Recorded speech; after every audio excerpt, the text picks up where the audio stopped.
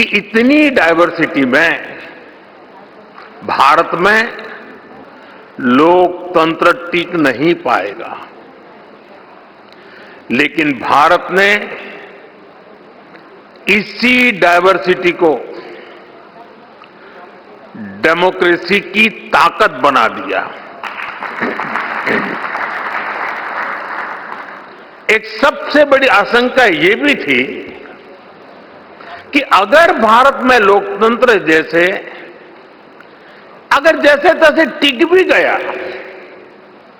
तो भारत किसी भी हालत में विकास नहीं कर पाएगा। लेकिन भारत ने साबित किया कि डेमोक्रेटिक इंस्टीट्यूशंस और डेमोक्रेटिक प्रोसेसेस डेमोक्रेसी के स्टेबिलिटी, स्पीड और स्केल तीनों देते हैं। भारत दुनिया की फास्टेस्ट ग्रोइंग मेजर इकोनॉमी है। आज भारत में यूपीआई दुनिया का सबसे बड़ा डिजिटल पेमेंट सिस्टम है। आज भारत दुनिया का सबसे बड़ा वैक्सीन प्रोड्यूसर है। आज भारत दुनिया का नंबर 2 स्टील प्रोड्यूसर है। आज भारत में दुनिया का तीसरा सबसे बड़ा स्टार्टअप इकोसिस्टम है। आज भारत दुनिया का तीसरा सबसे बड़ा एविएशन मार्केट है।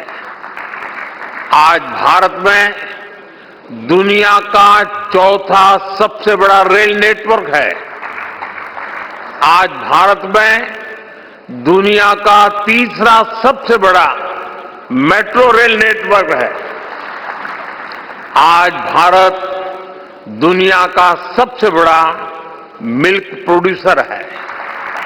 आज भारत दुनिया का दूसरा सबसे बड़ा राइस प्रोड्यूसर है। फ्रेंड्स, भारत में डेमोक्रेसी का अर्थ लास्ट माइल डिलीवरी है। हम एक लोक कल्याण की भावना से हर व्यक्ति के लिए बिना किसी भेदभाव के काम कर रहे हैं और इसी लोक कल्याण की भावना के कारण बीते कुछ वर्षों में भारत में 25 करोड़ लोग गरीबी से बाहर निकले हैं। In India democracy delivers. साथियों, भारत में डेमोक्रेसी इसलिए डिलीवर करती है क्योंकि हमारे देश में और भारत में देश की जनता ही हमारे लिए सर्वोपरि है। हमने उसकी एस्पिरेशंस को, जनता जनार्दन के सपनों को प्राथमिकता बनाया है। उसके रास्ते में कोई बाधा ना आए, इसके लिए प्रोसेस से लेकर टेक्नोलॉजी तक हर चीज को डेमोक्रेटाइज किया है। और ये डेमोक्रेटिक स्पिरिट हमारी रगों में, हमारे मन में है, हमारे संस्कार में है। मैं आपको एक उदाहरण देता हूं। कुछ साल पहले पूरा विश्व कोरोना की आपदा से जूझ रहा था। भारत में भी संकट कम नहीं था, लेकिन उन चुनौतियों के बीच भी भारत ने 150 से ज्यादा देशों को दवाइयां और वैक्सीन पहुंचाई।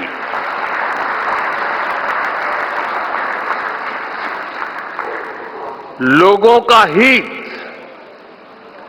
लोगों की भलाई और उनका कल्याण, ये हमारा संस्कार है। और ये संस्कार हमें हमारे लोकतंत्र ने दिए हैं। Friends, many of you know India as the world's largest democracy. Truly, the scale of our democracy is extraordinary. Consider India's general elections held in 2024. They were the largest democratic exercise in human history. Nearly 980 million citizens were registered to vote. This number is larger than the population of some continents.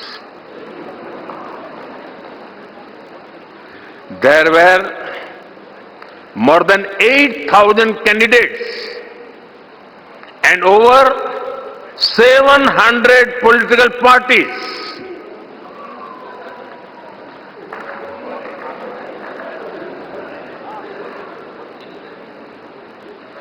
The elections also saw record participation by women voters.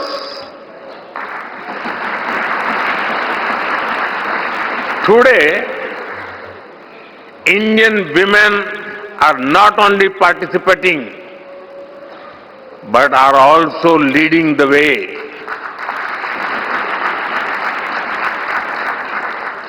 The President of India, our first citizen, is a woman.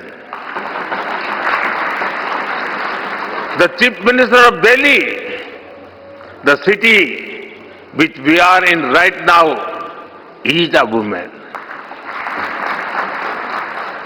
In rural and local government bodies, India has about 1.5 million elected women representatives. They represent almost 50% of the leaders at the grassroots, which is globally unparalleled. Indian democracy is also rich in diversity. Hundreds of languages are spoken. There are over 900 television channels across different languages. Thousands of newspapers and periodicals are published.